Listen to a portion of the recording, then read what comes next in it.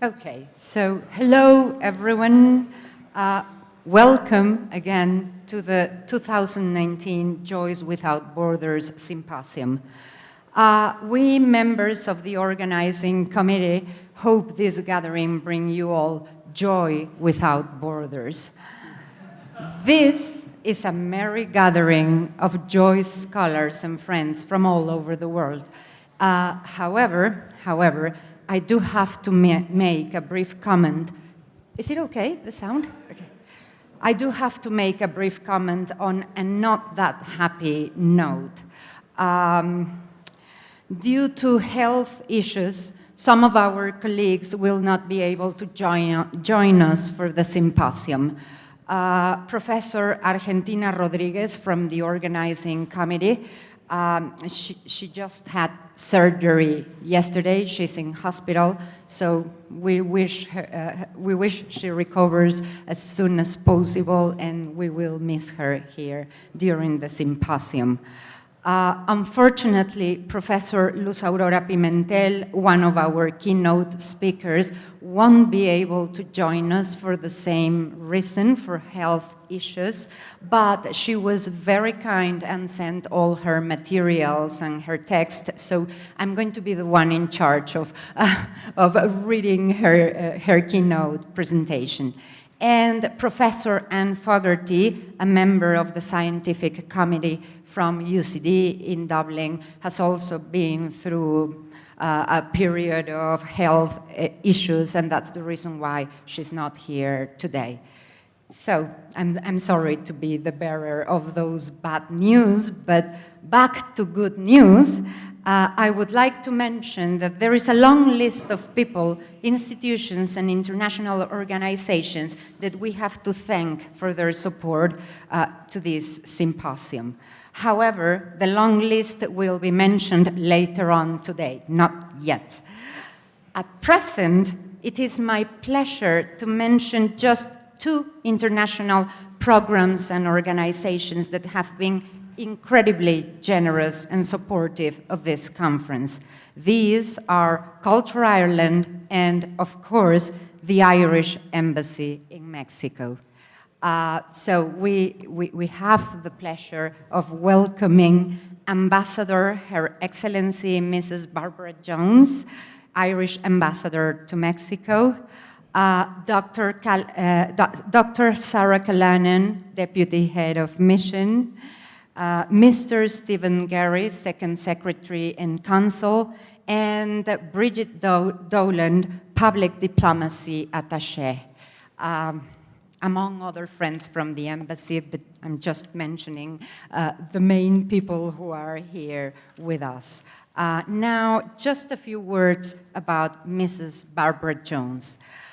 She has served for nearly 30 years as a diplomat and has risen to become one of the highest-ranking officials in the Department of Foreign Affairs, taking her all over the world, including stints in Dublin, London, Belfast, San Francisco, Luxembourg, and New York, where she served as Ireland's Consul General. At present, she's the resident ambassador of Ireland to Mexico and non-resident ambassador to Cuba, Costa Rica, Nicaragua, El Salvador, and Venezuela. Why not? Why not the whole of Latin America? So, as you can imagine, it is a great honor that she managed to be here today, and without any further ado, Mrs. Barbara Jones.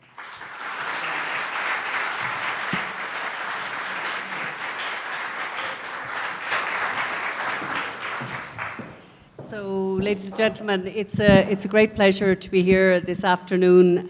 Aurora, I know you're going to be thanking a lot of people later on, but I do feel very badly that you have singled out myself and Sarah and Stephen and Bridget, unnecessarily gaining credit for all of the hard work that you have spearheaded here in organising for the North American James Joyce Symposium to come for the first time ever to Spanish-speaking country, and for that Spanish-speaking country to be the center, the sort of spiritual center of Latin America and North America, being Mexico, and we must explain geography better to some people north of here, maybe someday.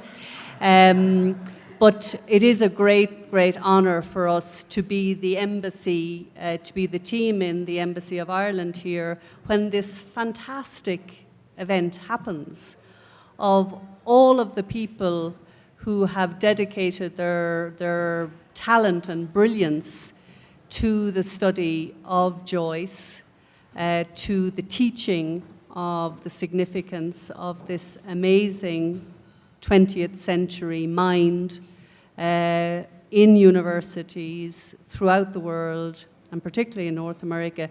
For us, it's just a joy to be here. So thank you, Aurora. Thank you very much to James Ramsey, to Argentina. I know she's not well, and we certainly wish her well.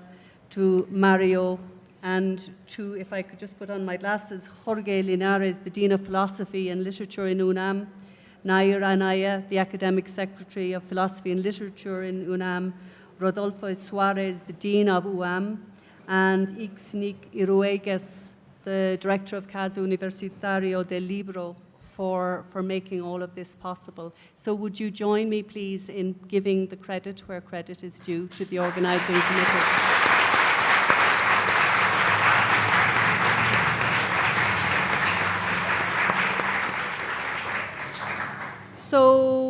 So I'm going to say a few words, and then I am going to conclude my couple of words in introducing one of the most important voices in Ireland right now in relation to the question of identity.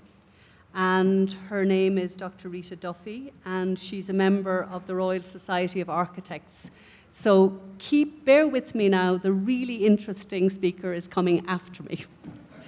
So what I wanted to say was, first of all, the idea of identity and the idea of Joyce sin fronteras, Joyce without borders. As a diplomat, as a practicing diplomat, I suppose the journey of my life has been, I guess, from a point of remembering when we joined the European Union, Ireland, we began to experience a world without borders as 40 years ago. And now, 40 years later, we're back in a world where you can hardly turn on breakfast TV without the word border, division, migration, all coming together in a torrent of, I suppose, an analysis of the world which suggests that we are really going backwards, not forwards, in terms of our understanding of the purposes of politics, diplomacy, the nature of diplomacy, and perhaps even the possibility of dialogue and public discourse that is respectful, even politics that is respectful. And what struck me just coming over here today in the car, other than the obvious, wasn't it lucky that Joyce wasn't a Mexican, because he would never have gotten around Mexico City in one day. Simply wouldn't. It would have been a 17-volume study. But just coming over here, it made me think of the idea of the two great Irish men who really redefined, I suppose, the novel and theatre in the same breath, Samuel Beckett and James Joyce. And I was thinking, in all of the learning about Joyce that you hold in your mind, for me as a diplomat, I can't help but be struck by the idea of when Beckett knew nobody in Paris, it was James Joyce who reached out to him, sort of that thing of the emigrant, like no more than when we were all students and we were going to the big city or to the university, it was always somebody we knew or somebody from home who reached out to Beckett, and in that case it was Joyce. And then I remembered the great coincidence, given what Rita is going to speak about, that Samuel Beckett's first published article was on the theme of Vico, Bruno, and Dante and Joyce. And that was his first article, was actually on the theme of what brings these men together. And the opening line of that seems to me immensely suitable given the theme of the conference, which is, he says, the danger is in the neatness of identifications. The danger is in the neatness of identification. So I think we conclude that Beckett would not have been a fan of the tweet.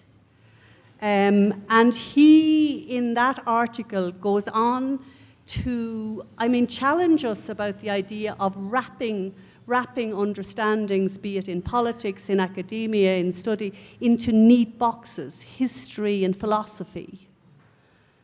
You know, history and philosophy, poetry and prose, democracy and nonviolence, all those neat identifications.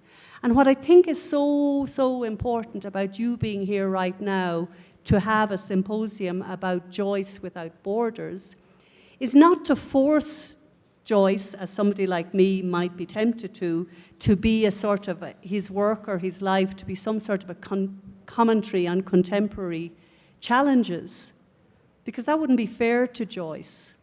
But in the essence of Joyce, I think it is, for me as an Irish woman, it is about embracing the deadly, awful complexity of the world and finding in that through study, through art, as he did, through beauty, the real truths. And these are the enduring truths of value and lasting value. It makes me immensely proud that both Joyce and Beckett made this contribution to understanding in the world. It makes me hugely grateful to you all for what you do to continue to understand, develop the understanding, not protect a legacy. Don't ever protect anything, you'll destroy it. Challenge it, pull it apart, make it better.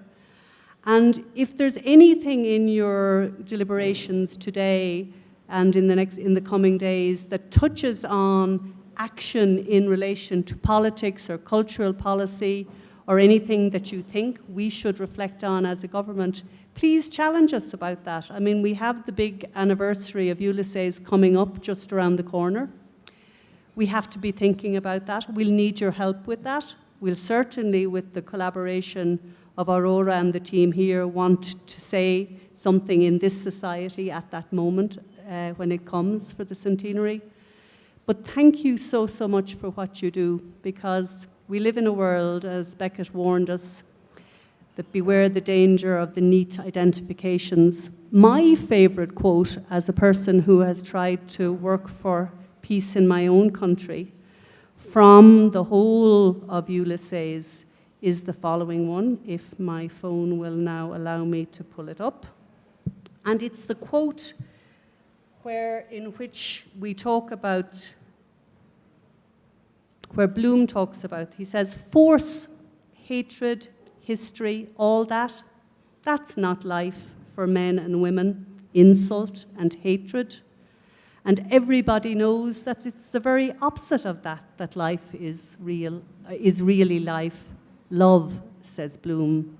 I mean, the opposite of hatred. Have a great conference.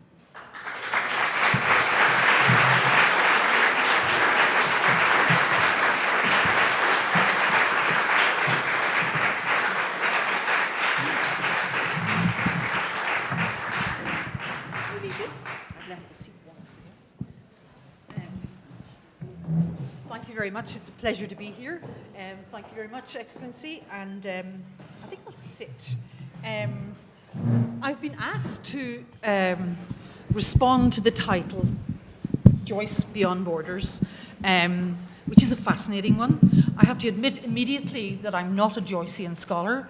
I'm an avid reader and refreshed my knowledge of Ulysses After 30 years, I studied it at school for English A-level. But I think what I'll present to you in the next half hour or so will be something of a gymnastic gallop through 25 years of work in Belfast mainly, and now on the Irish border. I'm going to link imagery and projects with the themes of, that I've picked from Joyce with some quotations. Firstly, I identify as an Ulster woman with who is a European. Can you hear me better now? Yeah, okay. I identify as an Ulster woman and a New European. Nationalities and national identity is something of a challenge for me, having grown up in Belfast with a choice of two nationalities and neither. I never had a flag, and I have something of an aversion to them. The first quotation I'd like to make is from Benedict Anderson's Imagined Communities, where he talks about the idea of nationality.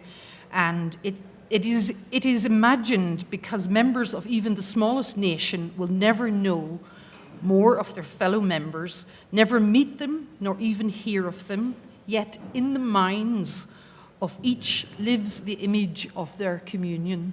So we create this notion of national identity, and in a world full of chaos, we create, or there is the possibility of creating our own sense of national identity. I'm quite sure there's more than one Mexico, and I'm very much looking forward to exploring that.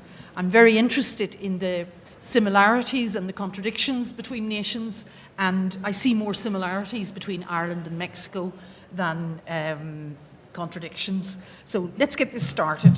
The title of this lecture is My Imagined Nation. So having been born in Belfast and growing up there, literally as a female and as someone whose parents were Catholic, my mother was from County Offaly, my father was from Belfast. The dinner table was always very interesting in our house. There was constant kind of sparring and jostling. Currently, I live and work on the Irish border. I pass this sign once every day on my way to the studio in County Cavan. Cavan Arts Office, I have to thank them enormously for being so supportive and helpful. I also have to thank Culture Ireland for bringing me here to do this work. Living on the Irish border right now is a very interesting, if not confusing time, but I'm convinced that living in that space of neither here nor there is where the creative possibilities are. Because if you have an absolute black or white, there's very little wiggle room or maneuver room left for creativity. So I'm quite happy in this space, and I think Joyce might approve. I cross the border every day. 25 years ago, I started making work. I started making work that was about looking at what was going on in the street in Belfast, the sense of the city being divided two communities. I would argue that we have one community that was divided by the legacy of colonialism, that there are more commonalities between this triptych than there are differences. Making paintings was my way of navigating,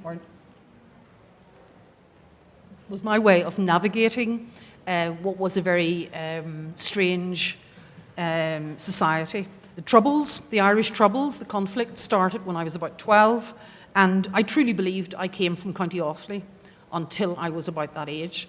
Such was the pull of my mother's people and her 7 sisters. Oh, this is good, thank you. Okay, now we've got the direction right, everything will be good.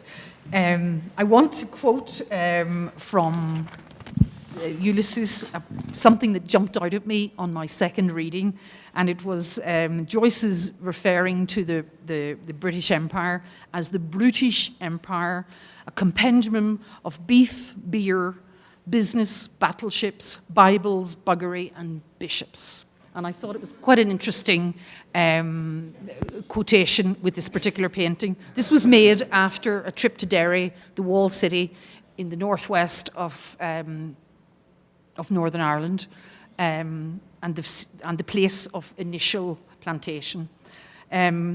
Emerging from the shamrock, this was a large painting that I made after finishing art school when murals were being painted in Belfast, and the murals were very much about one side or the other. And as a young artist, I felt it was very important not to negate my voice, not to hand over my voice to any grouping, but to try and kind of figure out and to work out things for myself. This was inspired by a short piece of archive film footage from RTE in the very early Rose of Tralee competition, which was basically marketing Ireland to the international as a fair colleen, kind of wobbling out from a cardboard shamrock. Another painting, these are quite large paintings, is Crossroads Dancing.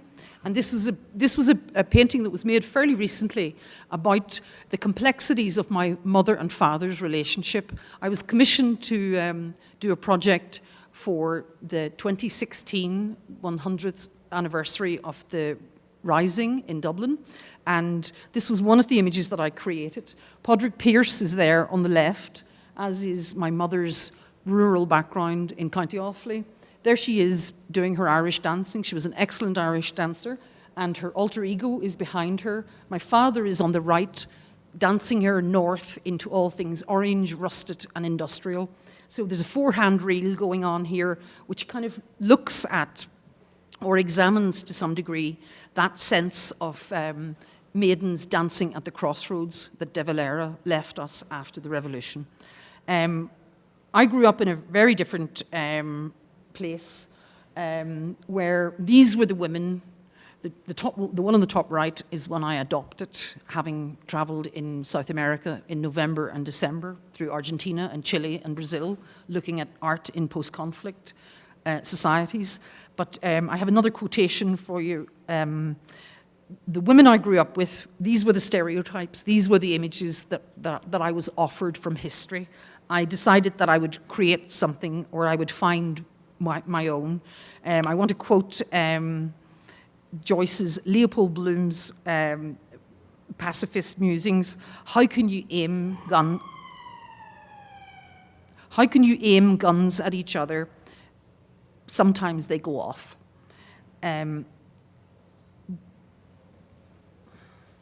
This is a painting called Relic, and it was made in response to finding Mairead Farrell's Parker jacket in a small place in West Belfast.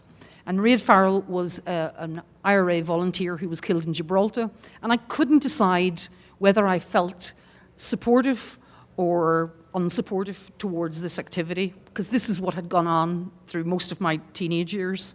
A quotation from Joyce is, I care not if I live but a day and a night, so long as my deeds live after me. I still think there's a dilemma in this painting, and the dilemma is, how do I feel about violence? And I am with Joyce, I'm a pacifist. I had an opportunity on the right side of the law, I might add, to get access to an AK-47 that had been in use in Northern Ireland during the recent Troubles. And it was such a strange and emotive thing to have in one's hand. I decided that my first duty was really to inquire and provoke rather than to celebrate. And I grew up with that sense of the Irish freedom fighter as the national hero. And there is that romantic thing around violence all over the world. Men and violence are heroic. And I actually wanted to examine that and to query and question it. So I made a cast of the AK-47, and I cast it in chocolate, because chocolate was very much the food of love, the food of privilege. It's indulgent, and it'll make you sick if you eat too much of it. This was shown in the ICA in London, and everybody smelt chocolate, tasted chocolate. The conversation was singularly about chocolate. When it was shown in the West Belfast Festival on the Falls Road, people looked very closely and quietly discussed with themselves that there was a serial number evident in the chocolate. Where had I got my hands on this particular weapon? The romantic freedom-fighting heroes of Ireland, bringing us to the next slide. This is Banquet, which was very much a painting that I was trying to make paintings that were about issues and complexities that were mirrored in other countries. So the colours in this painting are not the colours of Belfast. It's more like a Middle Eastern painting. There is a contested space with these imagined watchtowers, and within that there is a dinner table. It's perhaps a family dinner table where where we learn our sense of values, where we learn our sense of privilege, our prejudice and bigotry, but it also might be the table around which the peace negotiators sit in order to kind of find a way forward. Finding a way forward towards the end of the Good Friday, the peace negotiations and the Good Friday Agreement, it was evident that the watchtowers that were on the border were going to be removed. I had this notion that somehow we should take one of these watchtowers and transform it into an artwork, into something that we could all share. This is the watchtower in South Armagh on the main Belfast to Dublin road.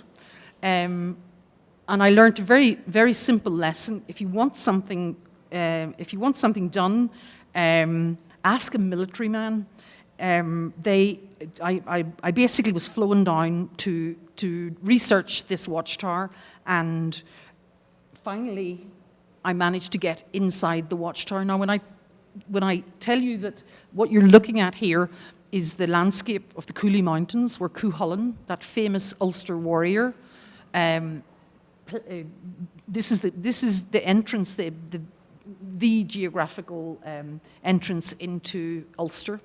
It still is. It's the main Belfast to Dublin road. Looking out window of that watchtower was quite a strange experience, because forever we had passed up and down there on the main road, going to my grandmother's during the summer, and my father would tell us to be quiet, they could hear us. And after we passed through this passage in the mountains, we would let up a big hurrah. Such was the relief of being out of a war zone and into the south. You can see the south clearly marked. The north was also marked on the opposite window, the east and the west. Presumably, if you were a squatty from Birmingham, you might not know which direction to look.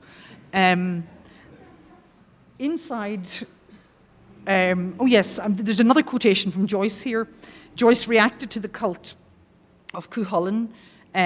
He sidestepped the story of Cuchulainn, the epic fighter and defender of Ulster against all comers. And when I tell you that in the original story of Cuchulainn, when it was written down in the 10th century, there is a very clear description as he is dying. He positions himself against a tree and uses his intestines to wrap himself around the tree so that he dies standing up. That's the level of battle warp that is handed to young men in Ulster as a national hero. It deserves unpicking.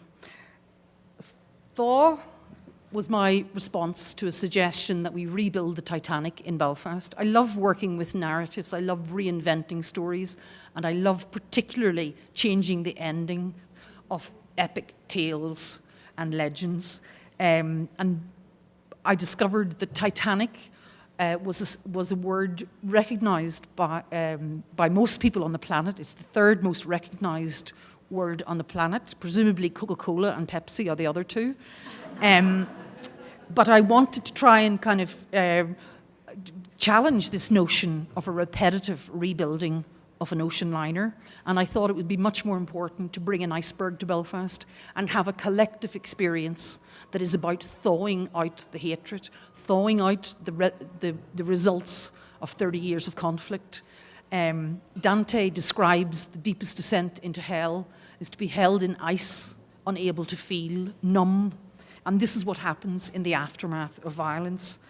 Obviously, it's not something one can do singularly, towing an iceberg to Belfast. However, this has pulsed through my work for the last 10 or 15 years. 10 years, really. It addresses all of that imagery of burning fire and hatred that went around the world to represent people from where I come from.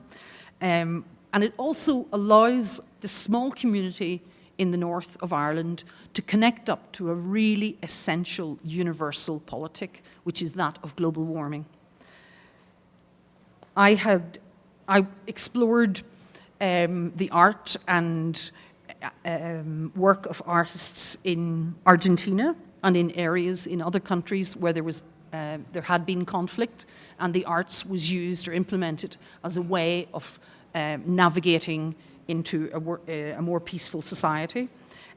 This was actually a legal collar from the judiciary in Belfast, and I kind of turned it around a certain way, and it started to look like a headscarf from the mothers of the disappeared in Argentina. I make public artworks because it's very interesting to work in the studio on my own, but I also feel the need to kind of reach out and to work with groups in communities to create imagery, to create art projects where people can allow themselves to be confused. And if I can confuse someone just a tiny bit, then I know that I have an opportunity to kind of push on and do something else, because art is a transcendent force.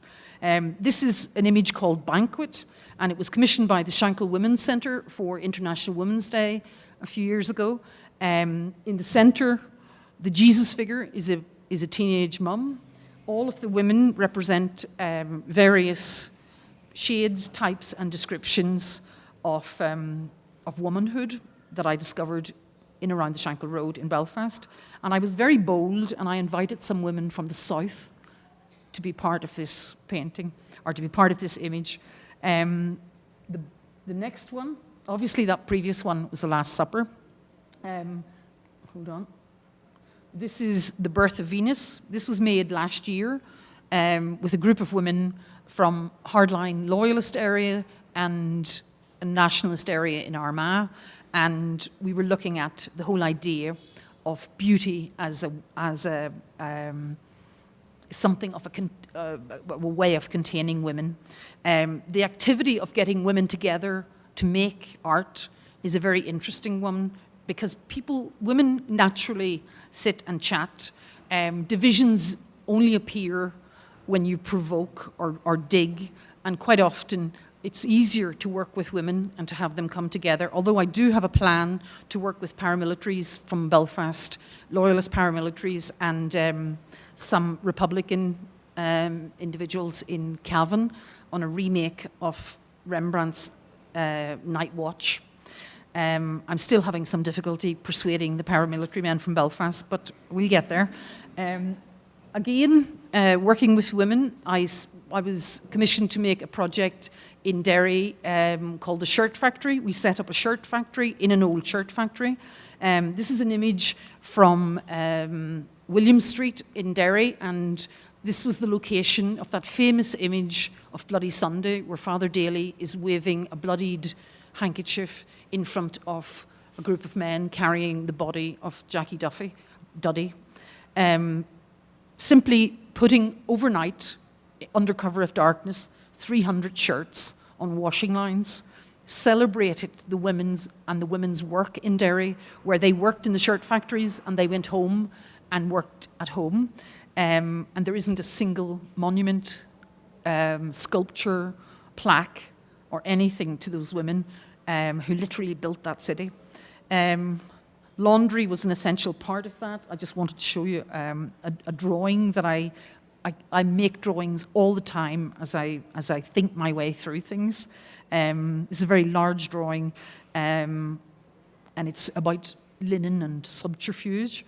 The Shirt Factory project was very interesting. I was able to go into the archive and pull out old imagery. I thought this was particularly interesting, where we had one woman working and 4 men timing and assessing whether she was being efficient.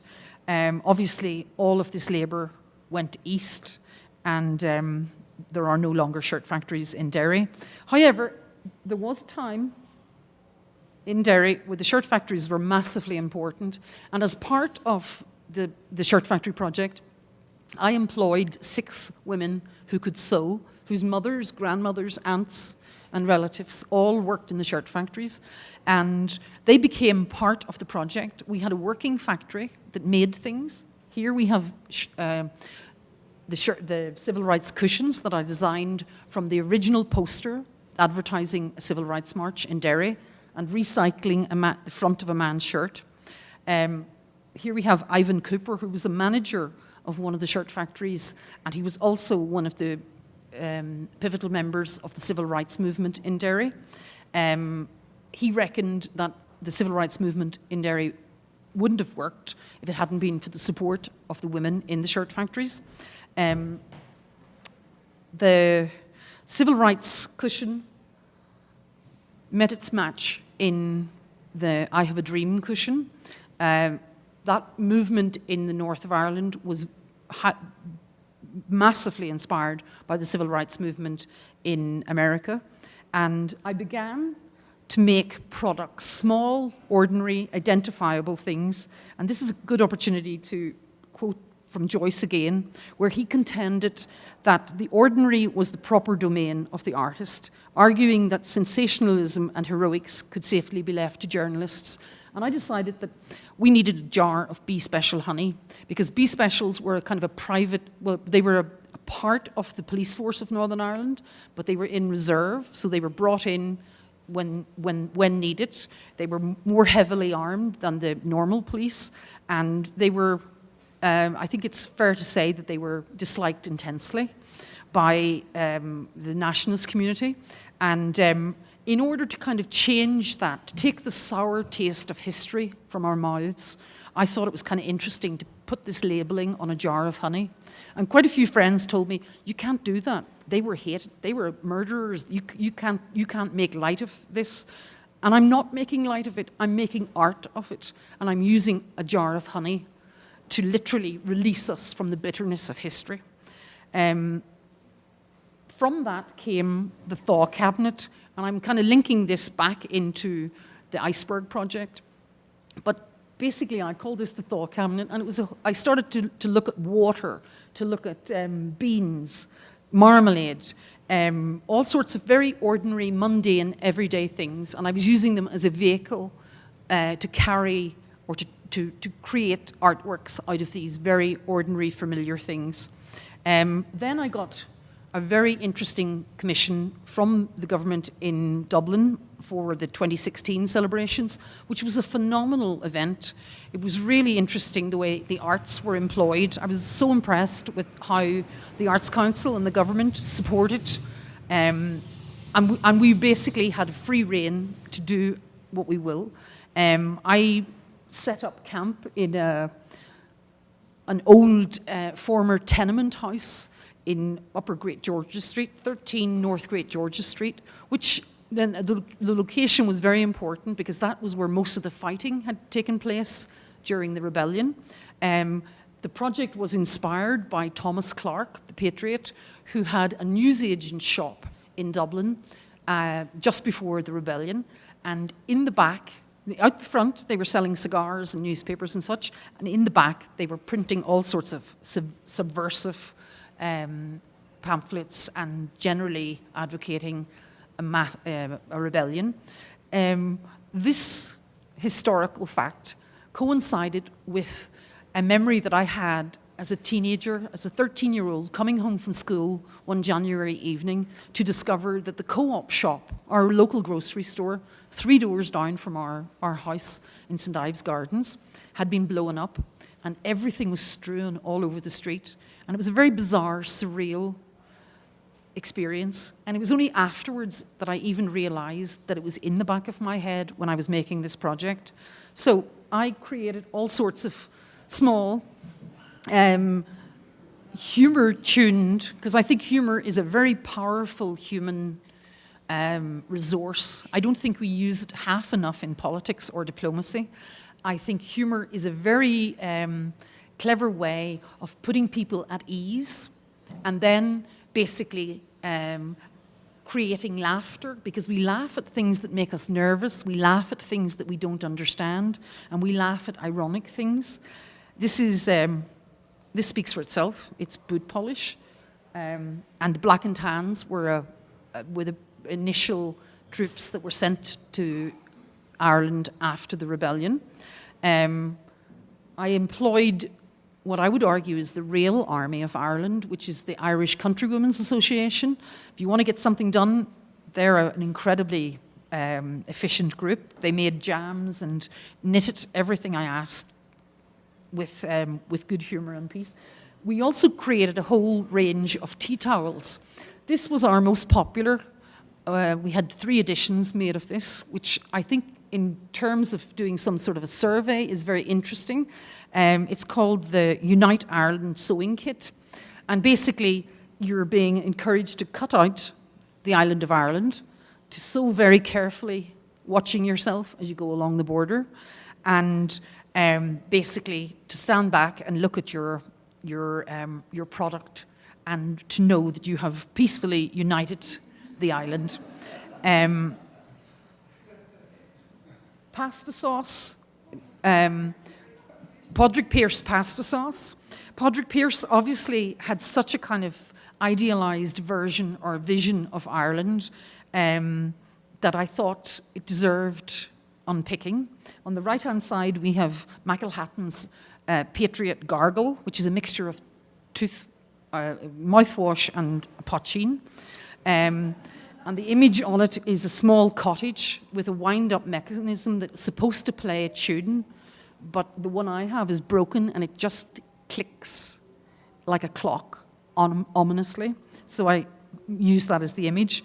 And basically Joyce, a quote here again, he thought it was better to shock rather than flatter national identity, to shock compatriots into a deeper awareness of their self-deceptions. I wasn't going out to shock, I was just simply provoking.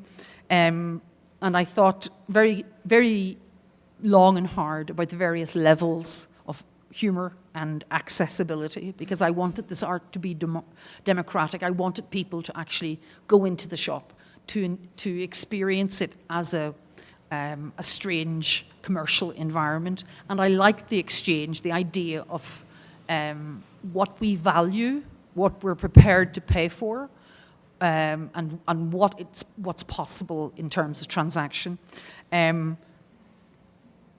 I could probably give you a lecture entirely just on the souvenir shop. It's travelled to lots of different countries, and there are products continuing to emerge. This is a knitted pieta. One of the local women came in, got very excited about the fact that we had knitting in the shop, and came back the next day with a whole range of things that she'd knitted. And I partnered this with a painting of a poacher, an injured poacher from the National Gallery in Dublin. There's Connolly's stain remover. This is drawn on the fact that Connolly's blood-stained shirt is in the National Museum in Dublin. He was shot during the rebellion and then later shot totally by the British and subsequently became a national hero. On the right-hand side, we've got a tin of butter beans with a made-up paramilitary defending Ulster or fighting for Ireland. It's actually my son in disguise. I don't fraternise with violent men. My grandfather died at the Battle of the Somme. It was very interesting to take on this project as someone from Belfast with that kind of mixed background. He fought in the First World War and was killed at the Battle of the Somme. I discovered that they ran out of bandages, so I'd made this image of a First World War soldier with arms and limbs separated, and I called these bandages. These were crepe bandages that I repackaged and called them Put My Grandfather Back Together Again bandages.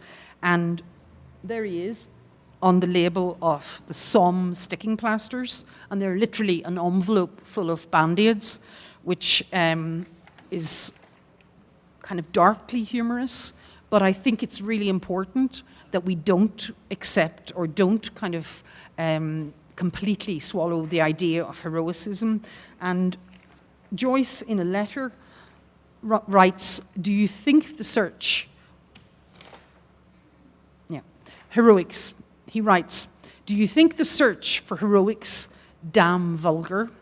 I am sure the whole structure of heroicism is, and always was, a damn lie, and that there cannot be any substitute for individual passion and the motive power of everything. And straight after that, I have two paintings here called Armchair Republican 1 and 2, because we're very good at talking and working ourselves into a frenzy about nationalism and national identity and how important walls are and who is and who isn't within or without. And there's a term in Ireland used towards generally older men who are encouraging and indoctrinating younger men to go out and fight. I think it happens pretty much in every country across the world. This is pots of Free State jam, which the Irish Country Women's Association made. And when I was in Paris with the souvenir shop, I was walking past the supermarket and I saw this jar of jam broken in the street. And I thought it was very apt to put these two together because on the one hand, the wording on this is all about this mythology of redemptive violence and what actually violence ends up looking like. Moving on, the biggest thing that came out of the revolution was the border, the division of the country. This is an archive image of the bridge in Belcoo and Blacklion, which is like a semi-detached village. It's on the Cavan-Fermanagh border. Belcoo is on one side, Blacklion is on the other. Now, to describe this properly, you have to understand that the garage is in Belcoo, the butcher is in Blacklion. So in order to do your kind of daily shopping or to go to a good restaurant, which is in Blacklion, you might need accommodation, which is in Belcoo. The entire axis of these two villages operates across the bridge. The bridge here, you can see with these indentations, we didn't know what they were to begin with. It turns out that they were actually finger holes made during the division or during the division of Ireland and when the border was established. They actually had a man from one village and a man from the other village put their hands into the cement. We took over the post office, as you do whenever you're having a good revolution. We actually planned to do, it started off as a very small project with a group of women who met in Belcoo and Blacklion, funded by European money as part of the whole peace and reconciliation that has been happening for the last 20 years and is a very, very important part of building peace. It's much more easy to go to war. It's much more difficult to actually build and nourish and bed in peace. So basically the women came together. They were a crochet and knitting group, and I got them to gather up old clothing, bright old clothing, which we made into giant cushions. We talked, as you do when you're working with a group of women. We talked about the practicalities and the whole idea of nations, and most of them agreed or decided that their family was first and foremost their nation. And I came across this image, which I thought was something of a nourishing flag that urged us to think about our food sustainability, and that certainly the women working on the project for the soft border were very, very supportive of. I managed to get some of the traveller women. This is a group, the travellers are a group of people in Ireland that are generally kind of on the edges, on the periphery of society, excluded from many things. And I got them to make dolls. The dolls became like sky dancers, and we used these as part of the soft border. This is what it ended up looking like. And it was literally a very, very small budgeted project that just seemed to hit at the right time. Because while we were doing this, there was a huge kind of Brexit uproar, and these images went around the world. But they did allow local people to have a voice, because the next thing we knew, Al Jazeera television was on the bridge in Belcoo talking to a local farmer, local shop owners, people who lived there. So I felt it was a very, very important and very successful project simply because local people got their voices heard. This is Brexit biscuits. Britannia rules the world. You have to have a tin of biscuits in every project. And obviously the barbed wire and refugees that are kind of running around the edges. Right across the world, the whole Irish nation, or the whole grouping of Irish people, tend to sing, and I couldn't resist including this image when I thought of the story of the San Patricios, who were Irish people who ended up jumping sides, leaving the American army and fighting on the Mexican side, and the big common denominator there was the music. I would contest that traditional songs sung at nighttime, sung after a dinner, is really the Shakespeare of Ireland, covering all sorts of areas such as love, loss, romance, war, betrayal, begrudgery. It's all in there. This is an ongoing group of work. A detail is a song, Kathleen Mavourneen, Bring Back the Roses. It was actually used as a recruitment song during the First World War, so not all those songs are pointing us in the right direction, but they're certainly worth exploring. And we're coming to a close here. I wanted to read this piece. This little painting is in next door, heavily influenced by my earlier travels in South America. I came across this. The title of that was Peep, the idea of kind of looking at each other, observing each other, surveillance, and being kind of quite judgmental. And from Ulysses, he's in a low-down crowd, Mr. Delius snarled. That mulligan is a contaminated, bloody, double-dyed ruffian, by all accounts. His name stinks all over Dublin. But with the help of God, his blessed mother, I'll make it my business to write a letter to one of those days, to his mother, or to his aunt, or whoever she is. That will open her eye wide as a gate and tickle his catastrophe, believe you me. Just the whole idea of using the symbol of an eye as something that's more than just about looking. It's about judgment, it's about assessing.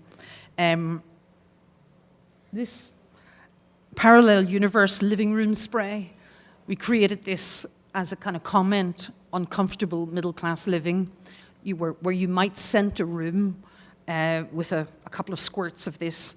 And basically, it was looking at a living room for refugees. And finally, the big project, the large image, which you'll see next door, this is a reinvention, a retake of Gerkult's famous Raft of the Medusa. The Raft of the Medusa is a very famous painting from the Louvre in Paris, and we created this with a group of young men from the north and south of that imagined borderline. Within that image, there is a huge amount of conversation. The ship that eventually comes to save them is the Titanic, as you can see on the horizon. The man who is pointing to the future at the very top of the painting is a young Bulgarian who worked with me on this project as the photographer. He's wearing a T-shirt with the Prime Minister of Bulgaria on the front of it, and he's holding out a pot of shamrock. We obviously have the flags, and also on board we have the contents, or we have the ingredients for Irish stew. And as Brexit is currently moving at the moment, we certainly are in something of a stew in around the border. Lamb, carrots, onions, potatoes. And this is where we're putting it up in Cavan at the moment. The Cavan Arts Office have been very helpful in supporting this. It's a multi-storey car park. I love the context where you read no entry, the barriers, and the image. And you'll see the image in next door after this lecture. Thank you very much. You've been very patient.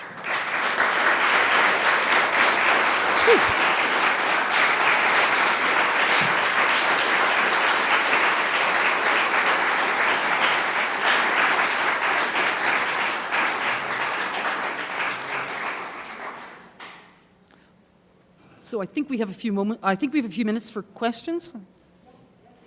If somebody wants to, is there another microphone?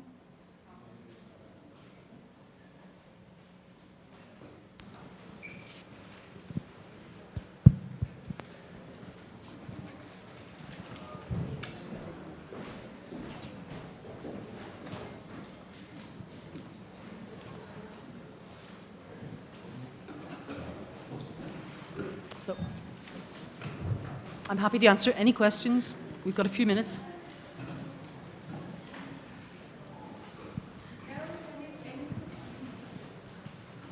Oh, there's one.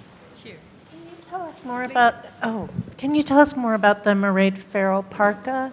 How you found it, what it was doing, what you were thinking about in representing it? Okay, the Mairead Parker jacket was quite an iconic jacket. The only other person I knew that wore a jacket like that was Sinead O'Connor when she sang on Top of the Pops. It was a kind of student-y protest type of a jacket.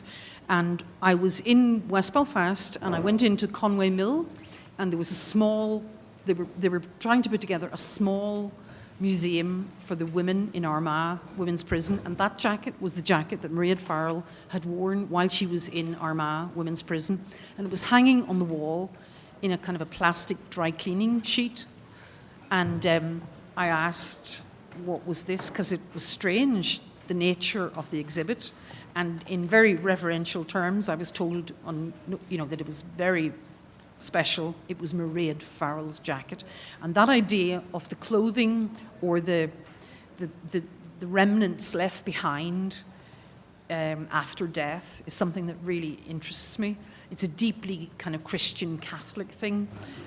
You see in churches anything from body parts to ribbons and regalia that's regarded as imbued with some sort of magical, otherworldly power. So they loaned me the coat after a bit of discussion. And interestingly enough, when that painting was on the easel in my studio, I had a break-in. And the person who broke in lifted yellow paint and wrote UVF across the center of the painting. I was horrified, and at the same time, I painted over it, but if you look at it in a certain light, you can still see the marking. Now, not that they knew it was Mairead Farrell's jacket. It was just that those were the initials that were in their head. It's now in the Allied Irish Bank collection. I'm not too sure whether they know the full story either. But sometimes, it's just better to kind of leave that ambiguity and allow people to have the space to consider these things. Okay, in there. Thank you so much for being here with us. It seems like you believe in art's power to help people move past divisions that have been stymieing them for a long time. And when I think about issues like that, particularly with Belfast, I think about the lack of a devolved government in Northern Ireland. And I was wondering if you had any thoughts about that, if your work has touched on that issue at all, or if you think arts or things like that have anything to do with it. Well, I'm very interested in art as a transcendent force, and I'm with Susan Sontag when she says that art is a spiritual force.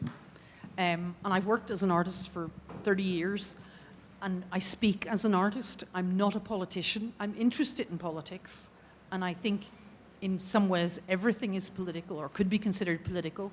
I'm not really particularly willing to speak about the kind of day-to-day politics in Northern Ireland. I do think it's interesting, though, that we don't have any government and that nobody's dying and nobody's starving and things are ticking on as usual. It would be better, I think, if we had a government that really represented and led us and looked after the really important issues. And I think one of the most important issues that all of us face today is climate change. And I'm not so sure that we have those politicians in Northern Ireland just yet. Just a comment. You spoke about how many people treat some of these phrases that you use in some of the products you make kind of piously and object. And I'll just mention there's a beer that Americans order frequently called the Black and Tan, which is Guinness and harp. You know, All and they right. sit, one sits on top of the other. I think in Ireland they call that a half and half. And when I've used that expression in Ireland to order one, I've been, you know, chastised for calling it a black and tan in Ireland. So Right. just sharing that. Well, I mean, it just goes to prove that, you know, politics and history run right through each and every one of our days. You know, these kind of titles and names that we give, names are very, very important in terms of power and politics. And I think once you start examining how and why that causes upset or concern, you know, it's the language and the wording has a very strong historical resonance.